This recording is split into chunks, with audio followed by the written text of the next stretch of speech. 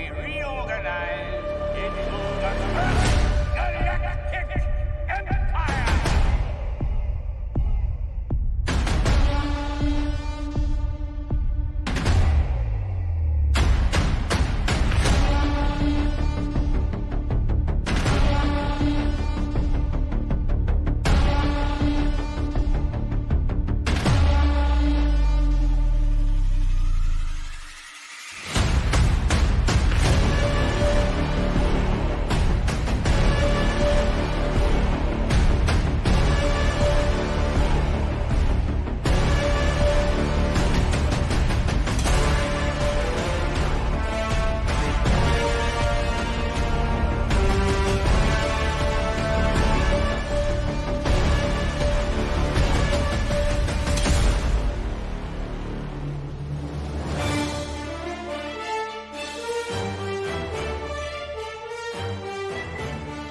What is going on, everybody? Happy Friday, and welcome back to the Fandalorian Club here on Apocalypse Movies, as we are back after a 2-week absence. Yes, we did have a 2-week absence. Got a little busy here in our personal lives, but we are back. We are here to talk episode 11, Devil's Deal of the Bad Batch, as we are kind of getting close to the end of the series, or the season, I should say. Don't know if it's a series yet. We still do have the possibility of season 2 once it wraps up here in the next couple weeks. But before we get to anything, Bad Batch, gentlemen, how are we doing? Gio, Brian, the weekend is upon us. How you guys doing? Trying not to melt. Fact. It is a hot one here in Sacramento. It's going to be worse tomorrow. I can't believe that. Yeah. It's like, I don't even know. Well, the last time I checked the temperature, what it was. It's 100, it's 108. Anything past like 90, mid 90s, it's all the same for me. Yeah, that's true. I disagree personally. I can handle 90s. Once it touches like that 102 meter, I'm like, oh, no bueno. No bueno. No, but it's good to be back. The return of the Jedi, or should I say Gray Jedi. Yeah. The Sith. You've said for like 2 months now, I was like, oh, I'm going to change my name soon. You still haven't changed your name. Very interesting. I'm trying to find a name. Yeah. What is up, Star Drew? I see you in the chat, man. Always supporting all the shows. Thank you so much for being here, as well as whoever else is watching at the moment. We do have a whopping 2 viewers right now. But yes, let's get into this, guys. We're on episode 11, Devil's Deal of the Bad Batch. We're not going to cover 9 and 10. Let's just get into 11 because it's a pretty cool episode. It's a cameo-filled episode, as I hear a massive echo in the background of someone watching the show. Anyway, we got some Star Wars Rebels vibes in the Bad Batch. Much to surprise for everyone watching this week, we got Hera, we got Chopper, we got Cham Syndulla. We got a Ryloth focused episode as the Empire is now entering space of Ryloth, and they opposed the Republic once before, and now they're kind of trying to make arms with the Empire. And we get an episode that's focused on Cham's brother, and I'm forgetting what is it, Gobi? I want to say it's Gobi, I think is his name. Yeah, Gobi. Yes, I think it's Gobi is what they. Whoop, okay. Brian hit the back button. That's okay. Gio, let's start with your thoughts, man. This whole episode is as just a beginner. Before we kind of dive into some stuff, what do you think of this one? Well, first off, I got to say, I'm thankful that I did watch some Rebels. Otherwise, I would have You would have been so nice back button, Brian. You would have been. It wasn't a back button. My computer froze because I put my AirPods in and it hates my AirPods. Got it. Yeah, Gio, at least just one episode gives you enough backstory as to who Hera and Chopper are. So anybody who didn't watch Rebels had no idea what was happening this episode. Yeah. So the moment I saw Syndulla, but it wasn't Hera, I was like, is that? So I did a Google search and I'm like, oh, okay. But then the younger version is Syndulla. And so, not to mention she has a heavy French accent now. It's not the same. Obviously, it's not the same. She does not have an accent in voice Rebels. actress, right? No, it's a kid. But I will say this, Brian, she did have an episode where it did come into play in Rebels. When they went back to Ryloth and Thrawn had captured Hera and gave her her token from her family, she had the accent. Yeah, she had the accent in that episode. So we knew it was there, but it's almost like she suppresses it because of everything that eventually happens with her father. But go ahead, Gio. Sorry. Oh, geez. Yeah. So I'm thankful to have seen some of Rebels. And she for me, she's clearly the highlight, obviously, because we know that she plays a bigger role as she moves forward. I love the foreshadowing too and parallels that we'll get into if it comes up.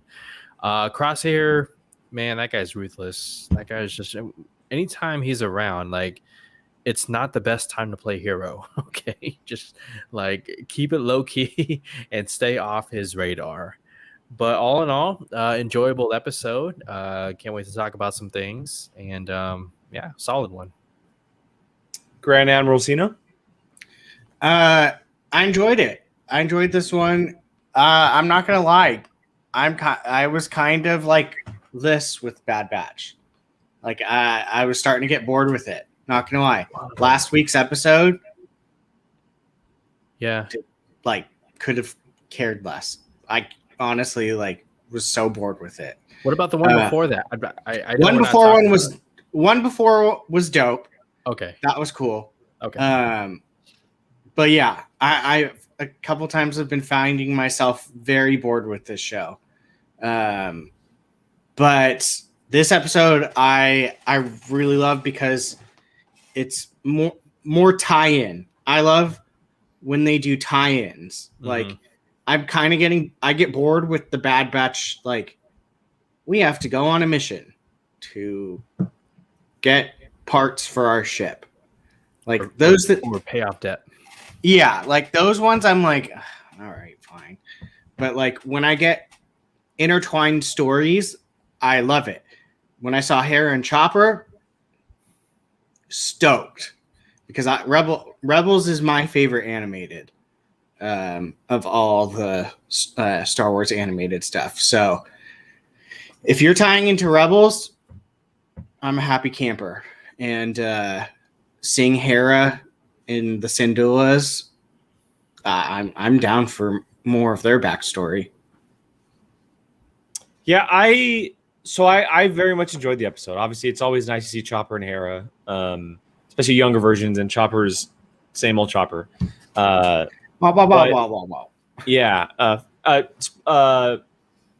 Trivia: do you know who voices Chopper? Alan Tudyk. Oh no, it's not Rainn Wilson, is it? Is it? God damn it. Who? I give up. Dave Filoni. Oh, really? Where did I? Yeah, Dave Filoni voices Chopper. Anyway, so I really enjoyed the episode. I do love the idea of going back and kind of telling these like gap stories that we've heard about in Star Wars, and the Bad Batch almost being like this good filler series, if you will, where it's kind of like a weird combination of episodes that fills a bunch of stories we've heard of in the past, like the Syndulas, right? We heard about certain stuff that may have swayed Cham and Hera away from each other, how Cham became part of the Free Ryloth movement, what happened to Hera and her mother, etc. And it kind of seems like it's going to tell that story, but I will say I don't know how I feel about the entire episode being focused on them. The show is still called Bad Batch, and they were just in a scene for about 15 seconds. Yeah. And I'm not going to say it rubbed me the wrong way because it didn't. I enjoyed seeing, again, the story of the Twi'leks and with Rampart and the Empire kind of just entering, and they're obviously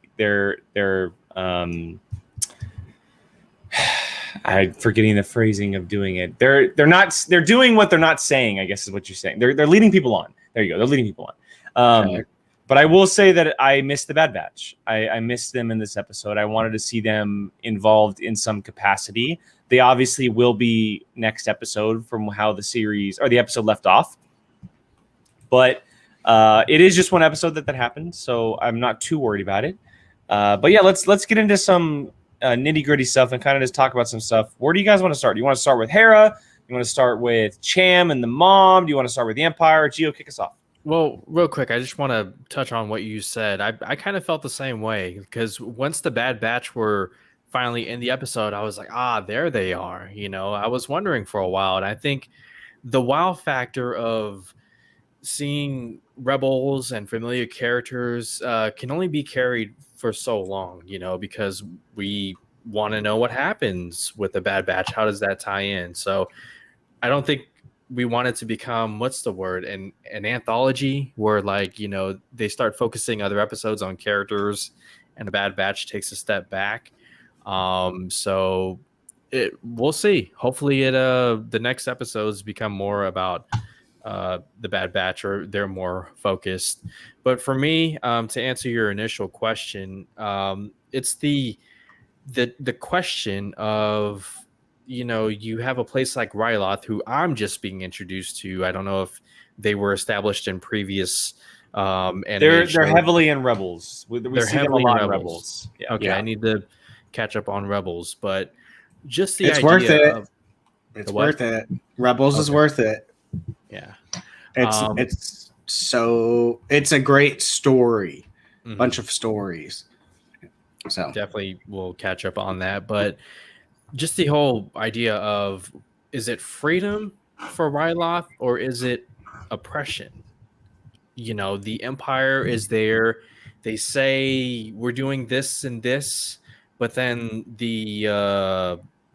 I don't know their names too well. They find out, this is turning into a military facility. You're literally just transforming it and making it seem like it's something else when it's not. And it's just, for somebody who hasn't seen nearly as many Star Wars stories, it's nice to see these worlds where the Empire is slowly, gradually trying to take over, and it's causing an uprising of sorts. Yeah, and if you've seen Rebels, kind of where it's headed. It's a very different planet with very different people by the time Rebels comes around. That's obviously probably somewhere like 10 plus years in the future, if more, if not more. Is it for better or worse? Just hint. it's a strong planet. It's like one of the ones. I would say the best way to describe it is it's one of those. It's not a planet that's just like. I'm trying to think of a non-important crate, like where we go to crate once and you're never probably going to ever go back there. Like Ryloth is one with a history that a lot of stories empire-wise intertwine into Ryloth, and it has a history. It's not a one-off planet. Okay, sure. And it's Jake? in Rebels. Yeah, it's in Rebels. I mentioned it beforehand, but they're heavily focused on Lords of the Sith. At least in the beginning of the book, they're mentioned it throughout the book as well. The Free Ryloth movement is huge because it's, and I'm not going to spoil anything because I think Brian and I probably know where it's headed the next episode, at least the next episode, because we've seen Rebels with certain characters and how they end up in Rebels. But it's, by the time Rebels comes around, it's an extremely different planet with similar characters, if not the same characters, who are completely different from what we're seeing them now. Okay. And I would say it. I mean, and it heavily involves the Syndulla family. The Syndulla family is very, very important. But what I would say in general is also like, anytime basically episode 4 and on, Twi'leks are like slaves. Yeah. They are not free people. They're used to be dancers, entertainment. They're not. Oh, okay. They're not so much. I mean, like kind of like how we saw in Return of the Jedi, like Exactly. when she's and in Solo. and in Solo. So like, I would say it's just kind of like it's a very oppressed planet of a very like known species, kind of like a Wookiee type thing. And like, they're where it's also like, they're heavily armed as far as military goes. yeah, And you'll learn this, but they obviously have like they're smuggling guns, etc., that the government doesn't agree with, and that's kind of like in their history throughout Star Wars, through Rebels at least. So yeah, it'll be interesting to see where it goes the next episode. We're clearly going to be seeing them again, and we can probably guess that the Bad Batch is going to be involved in helping to rescue Hera, from what it sounds like, or Cham, I should say, and his wife. Why don't we start? Why don't we start there? So, Gio, I want your perspective on this because we know who Cham Syndulla is, and we know these characters. What did you think of Cham Syndulla, Hera's mother?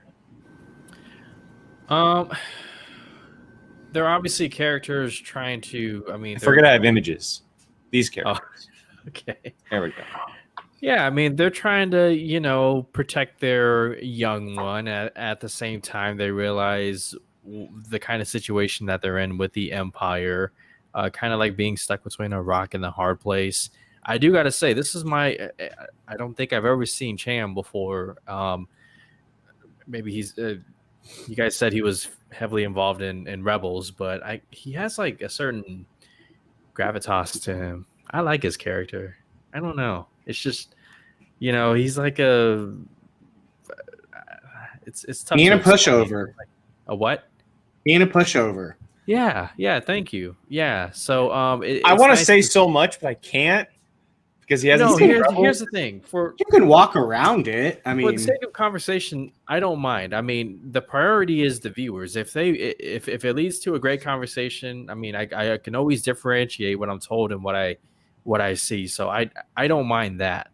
But he just I like his gravitas. I do. And I've only seen a little bit of Hera in Rebels, but I can see where she kind of gets that from. They had a nice moment earlier on in the episode where, trying to explain the importance of, don't go out and start doing stuff that will only bring us even more trouble. Yes, that one right there. But with the Y-wing in the back.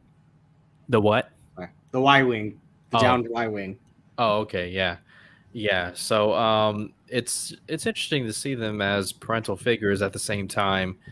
I'm sure they play important roles later on, and you guys could probably touch on that more. Well, we can, but it involves spoilers. I don't mind. No, don't spoil Rebels. Yeah, it's a fine line. I will say this. So obviously Hera is older in Rebels. As one who has the history of Rebels, obviously, and watched it, same with Brian. And I don't know if you feel the same way, Brian, but I found it incredibly interesting to see Hera and Cham the way they were in this episode from how we usually know them. Yeah. In Rebels, as well as the mother aspect, and seeing how extremely important she was to these two before we see Rebels down the line. Yeah, and then obviously all the nods throughout the episode of like her dream of always being a pilot, right? She just like waves her hand through the air, dreaming of flying, and then she has this great scene with Omega. The two of them about inside the Bad Batch Star Cruiser, and learning about everything, and they're talking about flying. And Hera, from the young age, she talks about it's about X's and O's, but it's also about a feeling, right? And we've always known this. Pilots throughout Star Wars have always talked about this, whether it be Poe or even Luke and Han. You have to have this feeling to be a great pilot. Ray's talked about it as well. It's all about this feeling. It's not just about being able to control the computer or the weapon system or whatever. You have having the Force. You have to have that X factor. You have to have that X factor of being a pilot. You have to have the feeling. And I love that moment where Tech goes, "What feeling?" and Yeah. it's just like totally just like it's over their head because they're so ingrained with the mechanical side of everything because they're clones. Well, especially Tech. He's the Exactly. numbers and figures type guy. So feeling is definitely not a thing in his like how do you vocabulary. quantify that? Or Yeah. Exactly. And so going back to what I said earlier about like I don't know how I felt about the episode focusing on them fully. I think if you're going to focus on any character as a full episode and having the Bad Batch in just this specific scene where they're just handing weapons, there's no other characters better than Cham, Hera, and the rest of the Syndulas and Twi'leks to do it with. I think if you're going to focus on a single episode, they are the perfect characters to do so because of what we know in Rebels. And I don't know if you feel the same way, Brian. Oh, absolutely. I loved the episode because it wasn't about the Bad Batch. I'm the complete opposite. Interesting. I was kind of getting bored with them. So like this kind of brought me back into it because now I'm kind of like looking forward to how the Bad Batch is going to incorporate into this. Just from knowing Rebels and just like Cham is a very different person in Rebels. That's not spoiling anything. He's just a very different character. So like seeing how he was in this, I was just like, interesting. And we've only seen Hera from, I would say, like young adulthood, middle, like late. Yeah, I don't know 30s how type. old she was technically. I imagine Hera in Rebels like human years, like 30. How old do you think she is in this episode? Like how old would you guess? Both of you. 10. I mean, barely a teen. Yeah, I'd probably say like 12, right? Just to be like a good number. And then in between Revenge of the Sith and episode 4, it's 20 years. Rebels is set like just a few years before New Hope happens. So you add about 12, like another 12 to 15 years on top of that. She's probably 25 to 30 in that range. And that's about where I would put her in Rebels is 25 to 30. That seems like an appropriate. Because that's kind of when characters always take place, right? They're in that 25 to like early 30 range. Yeah, it's when you have your like the main character, the young fire spirit of like wanting to get things done and having a purpose in life and not just being a schmuck. And I think I'm excited. I am actually excited. Like this is, I'm not gonna lie, the first time in a while that I'm excited to see what next week happens because Bad Batch is 100% going to be the ones that are going to probably have to be undercover and figure out how to get Hera and stuff like that. And if I'm not mistaken, did the episode end with her on the escape with Chopper, right? Right? Yeah. Yes. Just Cham and her mom. I forgot. I watched it at midnight. Cham and her mother got captured. Yes. And then Hera and Chopper escaped. Yes, and the Admiral went to go send that clone who I have questions about and some other clones after. So what I think is going to happen, Hera's probably going to reach out to Omega. That's probably what's going to happen. Probably. And Brian, cool. a question for you because Gio doesn't know this. Do you think we see the catalyst for Rebels in the next episode? Probably. I mean, I would imagine. The next episode? I think it's going to happen in the next episode. I think this might be a 3-episode arc. Okay. I think you do think we will see that moment though. Probably. Oh yeah. Okay. I mean, you. Gio, if you really want to know, let us know. But because we're kind of just like ghosting you on this one, I wouldn't. Okay. If you're serious about watching Rebels, then don't. If you know that you're probably not going to, then whatever. I will watch Rebels, but you're literally talking to the one guy who doesn't care about rumors and whether they're true or not. Jake just wants. He can't No, hold his it's not water. that. It's right now, it'll make for a better conversation. Go It's ahead. different. It's different because we don't actually see anything happen in Rebels. We're talking about something that's mentioned in Rebels. I just think I say leave it as is because it could be cool seeing it from not knowing it in this series to then when you get into Rebels, you'll now know like and you're gonna be able to watch it chronologically, unlike we are. We watched it Rebels first, and then we had to go back. This part, you're getting a very different take than most people, so it's kind of interesting, and I kind of don't. Yeah, no, we're not gonna say anything. We're not gonna say anything because I want to hear it from a different perspective. So, but yeah, I think that'll play out. I don't think you put the dedication of giving them a whole entire episode away from your main characters if you're not going to. Because Filoni seems to be very much enjoying putting him and Favreau putting puzzle pieces together to like finish puzzles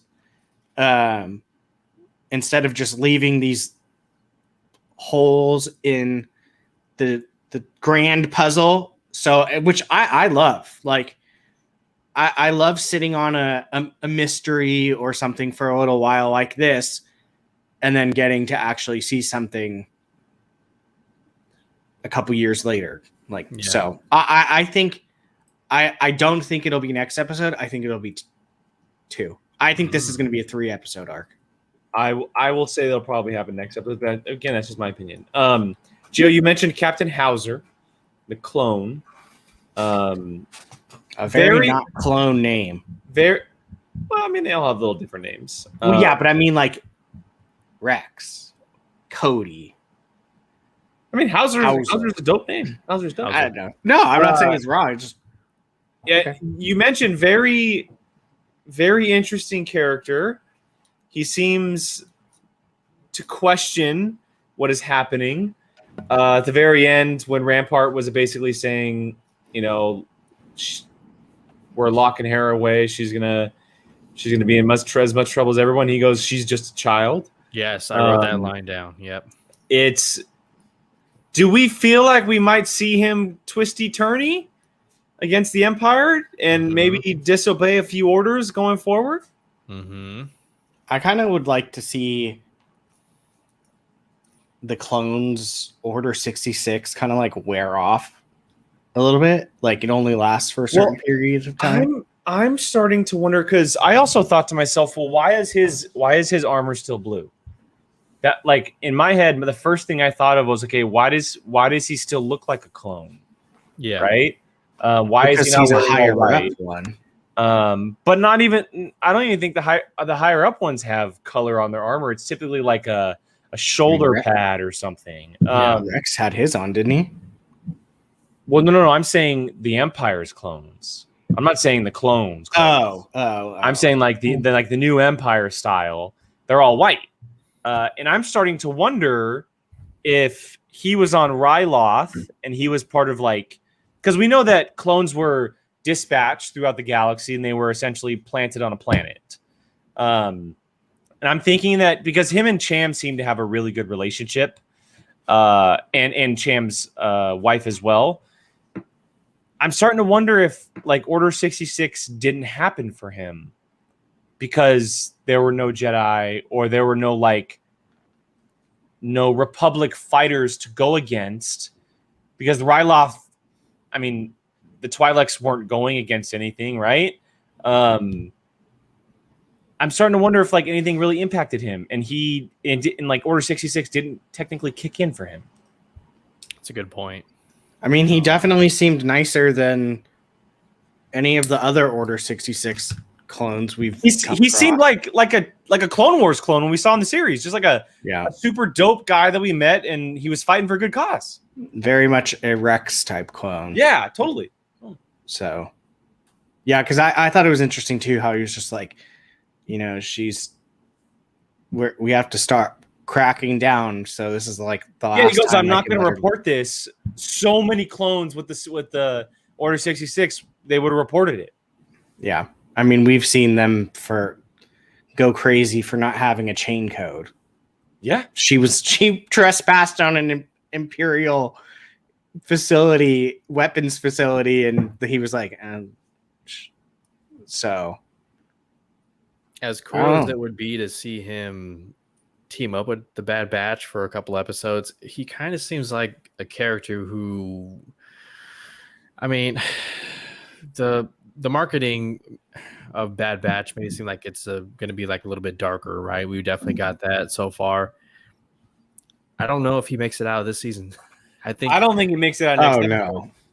Oh, really? Wow. I think he's probably like this arc clone, right? Whether it's 2 or 3 episodes. Sure. I think something happens where he comes into contact with the Batch.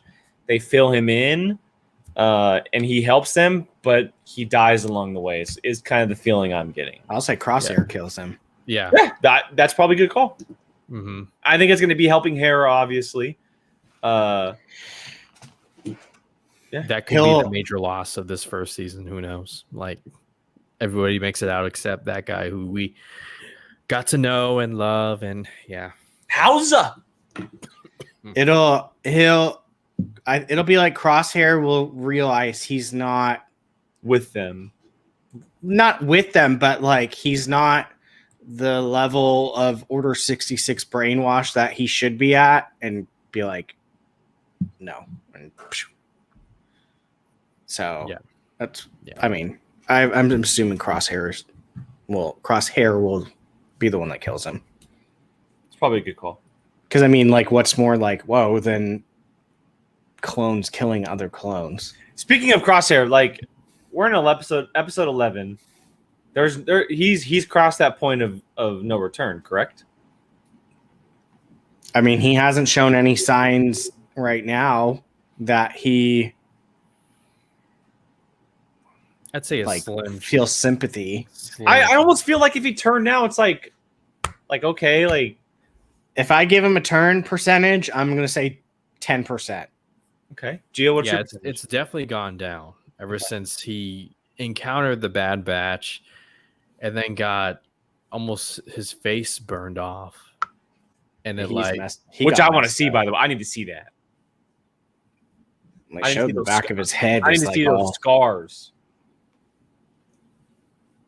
I mean, I think there's a slim chance. You think about Anakin Skywalker and how he got burned to death and was filled with even more hatred, but it didn't completely kill his little bit of, good that was still there. And I think the same applies to Crosshair until he finally gets to a point where he, I don't know, like, is just about to pull the trigger on Omega or kills one of the Bad Batch or an important character. I don't think he's gotten there yet, but he gets closer and closer every time. I would say anyone outside of Palpatine has the chance of redemption. Like, Tarkin? At least the chance. Yeah, maybe not Tarkin. Tarkin's kind of bad. I mean, Tarkin, he stayed bad till he died. We know that. Yeah, but I mean, like, everyone else other than those two that I can think of, like, pretty much there's at least you've questioned if they can be redeemed. Palpatine, no. Well, Tarkin, of course. That's what I'm saying. I'm saying Tarkin, no. He's been an a-hole since the get-go. But Palpatine, a-hole. Everyone else, like Ben Solo or anyone, you're Agent like Callus. Agent Cal, yeah, like all these people. Do you know who Agent Callus is, by the way? Count Dooku. Okay. Count Dooku never. Count Dooku just did his own thing. I think at the very end when he was unarmed, literally, and he's just like, it showed fear, and that fear is rooted in some good that's left. Yeah, and he was also a hell of a lot eviler in the Clone Wars than he was in the actual movies. Well, So, I mean, look at him when he captured Obi-Wan. He told him the whole entire plan. yeah, He's like, join me and we can kill him at least. yeah, And so, I mean, there's even And that. I think was that still goes like- back. I think that goes back to what you were saying about them questioning. I think sometimes, or maybe most times, just because they question doesn't mean they're still good. That means they're just selfish and they think they can maybe do a better job, or have their own little corner of the galaxy to rule. So Yeah. I think there's still the potential. I have not seen fully enough for me to completely write him off as, Crosshairs is staying bad. There's no way. he's getting there, Like, though. He's getting there, He's getting there. but I haven't seen like a definitive there's no return for him. I mean, freaking Kylo Ren killed Han Solo, one of the most beloved characters, and still redeemed. So stupid. He could have Stopping. shot Ta right there in the forehead, but he went for the ear. So Well, I did want to speak on one last thing before we do kind of head out of here, and we haven't talked about him much because he was heavily involved in this episode. But that's Admiral Rampart. What are we thinking about this dude? This guy's kind of, he's a scumbag. well, yes, of course, he's your typical Imperial officer that we all hate. But going into the season, I think we all kind of thought that maybe Tarkin would be a little bit more involved than he actually is. But Rampart is taking up that role. Dealing with the Kaminoans. We saw him on Ryloth, obviously, this episode. It seems like he's very high up in the chain of Order 66 commands, kind of transferring the Republic over to the Empire. What do we think about his characters outside of him being a scumbag? He is clearly our Imperial officer antagonist. Like every story in this time period has one. Yeah. Thrawn was one, Tarkin was one, Krennic was Callus. one, Price. Price. Yeah. There's always one. He's clearly that one for this one. They teased us with Tarkin in the beginning, but Tarkin's got so much going on that it makes sense that he wouldn't be the one that's like, I need to find the Bad Batch. He's He would directly totally- under the Emperor. Yeah, he's totally one that would pass it off to someone and be like, I expect you to deal with this. Yeah. Yeah, and that's very much what Rampart is. I like his name too. Yeah, it is a good Imperial name. Yeah. I So echo what Brian says. I mean, he seems to be getting stuff done, but it with these characters in particular, it comes down to just how brutal their tactics are, and just how much the good side suffers and loss under the watchful eye of Rampart. Yeah. So, okay, let's see what happens. Let's see what he does. He has a situation on his hands where young Hera is on the run, and obviously there's somebody in the form of a clone who does Rampart kill the clone instead of Crosshair after we've gotten to know him and like him as a character? Who knows? he could very much order Crosshair to do it. Yeah. That's something I could absolutely see. Mm-hmm. Well, we saw him order Crosshair to kill. I always forget his name. Is it Ta? It's Ta, right? Ah, Horn Free Ta? Yeah, Ta. That's TA. I always forget his last name. Thank God for subtitles. All right. Any final thoughts on this episode? Gio, go ahead. Now, this is a little bit of a reach, but I could, and you guys probably know it. Connect Spider-Man to this. I swear to no, I'm kidding. I mean, anyways, when young Hera is laying down on the surface and looking at the sky, I could have swore I heard a little bit of Leia's theme. You did, and he heard it at the end as well. How great is that? I thought the same exact thing. To use that kind of music, and if obviously you guys have seen a lot more of Rebels than I have, to know what's gonna happen, I mean, it's it was a parallel to Luke in A New Hope when he's looking off into the horizon at the two suns, and that was her moment right there. You know, it's like Luke is like, there's just more galaxy out there. Her thing is like, I just want to fly, and it's just I thought the music was. She becomes one of the best pilots in the galaxy. She fights in. She becomes one of the first rebel cells ever. She becomes one of the first generals and admirals in the rebellion. Mhm. She fights at the forest moon of Endor. She fights on Hexacle if she was in fact the one in the Ghost. She was in the video game too. Both 2 video games. Oh, you're right. Yeah, she was in was it Jedi Fallen Order? And Fallen Order. Was she in no, Battlefield not 2? Fallen. She's in Squadrons and Squadron. Inferno. Squadron. That's what it was. I always forget about Squadrons. I don't know why. Yeah, Yeah, she's in Squadrons. You're correct. yeah, and I mean, she's in dozens of books. She was in a comic book with Dr. Aphra, which was awesome. She is one of those characters that it's like, how have we not seen her in live action yet? It's in my opinion. It's happening. I would hope and imagine so. It's gonna with the way that things are going. It's gonna happen. Or that has been announced, I should say. But like, she is arguably one of the most important female characters in Star Wars. I would say if you have watched and read like abundance of things. I would say outside of Ahsoka, when it comes to animated characters, Hera is next up in line. Are we talking just good or good and bad? Because I mean, Fennec. I would falls say in the no, gray like area. Importance, like sheer importance to Star Wars. She is, and Gio again. Finish freaking Rebels, dude. Finish Rebels. Finish Rebels. You got to finish Rebels. Okay, I'll start tonight. And if you need someone to watch the Rebels finale with, call this guy.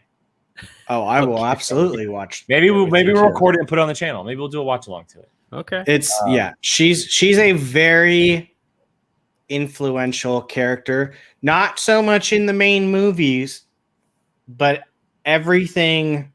I mean, not at all in the movies. Yeah, but like everything that is not in a movie, comic book, TV show, video games. She has books. She kind of has her hand in or around somewhere of that property. Could she be in not Rebels? Could she appear in The Mandalorian? Theoretically? Absolutely. She's going to show up in Ahsoka. Mm-hmm. Would Omega appear? Well, we have to see how the Bad Batch ends. We have to see how the Bad Batch ends. I mean, you can't give us them interacting as kids and not give us. I agree. Like they can form this super special bond. There's definitely a chance of that. I would say because of this episode, the chances of that has skyrocketed. 100%. From her being like just here, like her meeting Hera as a kid and stuff, the chances have completely shot it to the roof. It all depends on where it all ends up. Omega. It all depends. And it would make sense now. Like it wouldn't just be like, oh, what the hell? How did Omega get here? Like now we know that there was an established connection to it. So that's not a good. I didn't actually think of that. So that's a very good call. One last thing, and I know Sarger asked in the chat. Brian and Gio, do you know who was the first wielder of the Darksaber? Oh, the guy's name? Is it somebody we've seen before in live action? No, it's a Mandalorian Jedi. We learn about it in Rebels. So the character he was the first ever, and maybe even he's the only. Yeah, I think he's the only Mandalorian force sensitive Mandalorian. He was inducted into the Jedi Order, eventually became a Jedi Knight, and he actually crafted the Darksaber. He made it himself, and his name is Tar Vizsla. That's it. Yeah. Tar Vizsla. Tar Vizsla. If you Google Tar Vizsla, Tarre, he is a badass mother effer. He looks awesome. I would love to see that story in animation, not live action. I think it would fit really well in animation. I would love it to be a live action flashback of like Bo-Katan telling the story of the Black Saber, like Dark Saber. back in this. Dark Saber, where it's just like back in the time of this, and you just kind of like see like you never even see the guy's face. You just see him like using it and stuff like that. That would be dope. That'd be dope. But yeah, Starter, there you go. Tar Vizsla. He is part of the Vizsla clan, the popular Vizsla clan that is all throughout Star Wars. But yeah, Gio, he's a badass mother effer. All I want to know is who would win in a fight between him and Darth Revan. Revan is if Revan, I will say this. That's this guy. If Revan ever, he's on this shoulder. He's right there. If Revan ever appears in live action, Gio, if he ever appears in live action or animation, he instantly becomes the most powerful Force user to ever grace Star Wars. Period. Especially during that time period. He's stronger than Luke. He's stronger than Rey. He's stronger than Palpatine, Vader. He is the most powerful Force-sensitive person to enter Star Wars, period. What era is he from? Acolyte? Old Republic. Knights of the Old Republic video game time. Say it again? Would he be an Acolyte or no? No. We're talking like thousands of years before. Yeah, this is a very long time ago. Real quick, before we head out, Dom stepped in here. I got a comment here. Hera and Omega's conversation is one of the most interesting things in Star Wars animation. Hera being so naive to her situation. Omega is the one who gives Hera a glimpse to Revolution life. That's very true. Wow, yeah. Very true. Good poll, Dom. Good one. Good poll. Maybe we'll have to have you on the season recap. It seems like you're watching Bad Batch, man. We'll have to have you on. There you go. Why not? That's good mention there, man. All right, let's go and wrap this up. That is the Fandalorian Club for today. All of you watching live, thank you guys so much. And all of you guys watching on the replay, we always enjoy having you guys here each and every week. And we're back at it. I know we missed the last 2 weeks, but we're back at it for Bad Batch. We have, 5 episodes left? 11, 12, 13, 14, 15, 16? No, this was 11. Oh, we got 3. 12, so 13, 5 episodes 14, left. 15. Yeah. 5 episodes left. 5? We have 5 weeks left. Dom, I see everything. Attaboy. All right, so so let's go and wrap this up. Gio, Brian, why don't you guys do some plugs before we head out of here? Just a sudden plug here. Gio, plug it up. What do you got? You can find me catching up on Rebels almost every night. I'm going to try and get 2 episodes in, maybe 3. So worth it. But I have a YouTube channel, Fandom United. I do podcasts and bring geek culture together. It's a fun, family-friendly, unless somebody starts something, place to come in and talk about stuff. So you don't swear? Huh? Yeah, he does. You guys don't swear? Well, we're according to the MPAA, I'm allowed 1 F word. So it's called light profanity, right, Gio? Brian, what about you? You can find me on Apocalypse Movies, obviously, Marvel Rewind, and a certain point. There's only one of those left, by the way. I know. Are we gonna do them for What If? 2. That's no. No, it's 1. We're not going to do a season recap? Oh, well, yeah. Yeah. But that might happen on now. So, but yeah, what if conversations will definitely be had, depending on how that's released and if there's a Marvel show happening because they're released on Wednesdays. Another Marvel show, I don't know. Who knows? Who knows what's going to be happening? But yeah, Apocalypse Movies, a certain point of view, the Whiskey Jedi, all kinds of stuff, almost daily. Check us out everywhere, guys. All of our links are in the description. All of our YouTube channels, Twitter handles, all that good stuff. And again, to all of you guys who've been watching, thank you guys so much for watching, supporting. And hope you guys have a great weekend. And may the Force be with you.